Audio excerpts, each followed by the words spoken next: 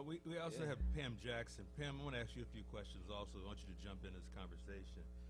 It's my understanding you've been involved in education for some time, in fact.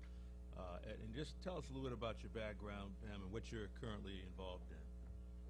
Well, my background in education started out teaching high school at West Bloomfield High School, went to Huron Valley Schools, and taught there for about 5 or 6 years, and then went out to Oakland Community College, where I'm currently a professor, and I teach mathematics, construction management, and concrete construction management. Oh my God. Well, I used to own a incredible. construction company, and I thought it'd be a great idea to create these programs and bring them in to give people another opportunity to have another avenue for career choices.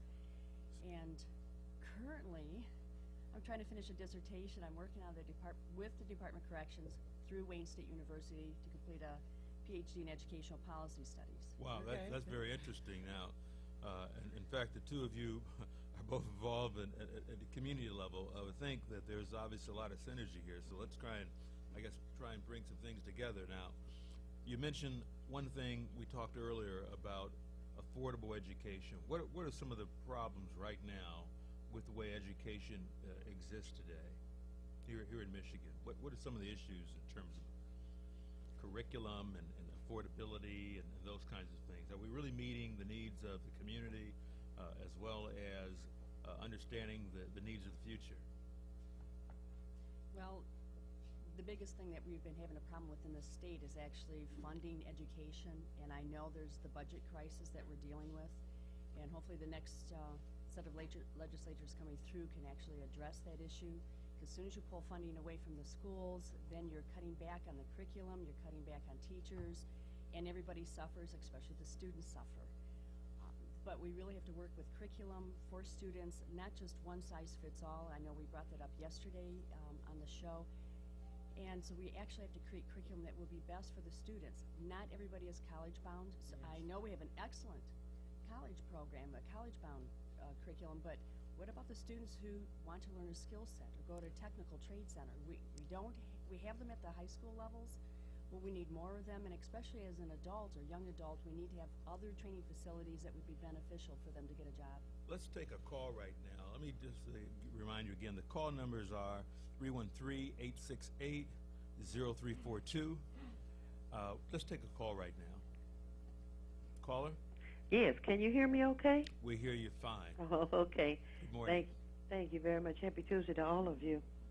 I wanted to weigh in on this. You were speaking about education, and it's from my observation that in today's educational process, our young people don't learn enough about civics, about community, about volunteerism, and understand that they need to learn about being self-sufficient and to provide for themselves and their loved ones. But when you get past that, there are many things going on within the community that they need to learn to be involved in.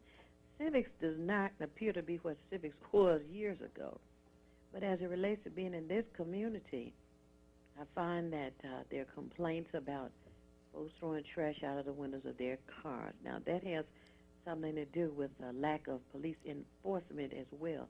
But our young people need to be taught about pride and about the process and about getting involved in what goes on in the community around them, as well as with elected officials. Caller, what's your name? Theo Broughton. Aha. Theo Broden, you've been involved in the community for a long, long time. We all know your name. Yes, I am. Yeah. And right now I'm involved in a recall of the mayor of the city of Detroit, because there again, the kinds of decisions that are being made affect everybody, including the children in our community. They need to learn about the process that affects them. There are too many people, too many adults who don't want to get involved in the election. We have a gubernatorial election going on now, and as we have seen, the current governor has just disrespected the city of Detroit. That affects everybody. Ms. Broden, do you have a specific question you'd like to ask our Yes, panels? I wanted to find out how they feel about the curriculum that is currently being used in the school system and why they think that vocational training has been eliminated from our schools. Okay, thank you. Mhm. Thank you for your call. Why don't you answer that, Pam? Why don't you get your comments on that? Well, I know in Oakland County, we do have technical centers in the 4 regions, and I am on the advisory committee for the construction program. So I don't think the vocational education needs to be eliminated. I think that's something that needs to be enhanced. I know there's been a push towards everybody to get to be college educated, but I think we need to go into avenues like we have to have the technical training facilities. I said we have them for the K-12. I know they're located in Wayne County and Oakland County and various counties around the state, but we need to enhance that because not everybody's college bound. And we also need to have technical facilities for people that are beyond age 18 when by the time they graduate, there's like, what would I like to do? And they don't want to go to college, so we need to create these technical career centers so that they can, with this new green technology and everything else coming on board with solar panels, the wind turbines, we need to have that skill set for them so they can get this particular job, and I think it would be absolutely marvelous. And I know 5 or 10 years down the road, someone's going to say, gosh, I wish I would have gone to college. But if these people went to a particular, certified training facility and they graduated with a certificate, that certificate might be worth 5, 10, 20 credit hours so that they don't have to start from scratch if they want to go to a community college or university. See, now that's excellent information to share. Excellent.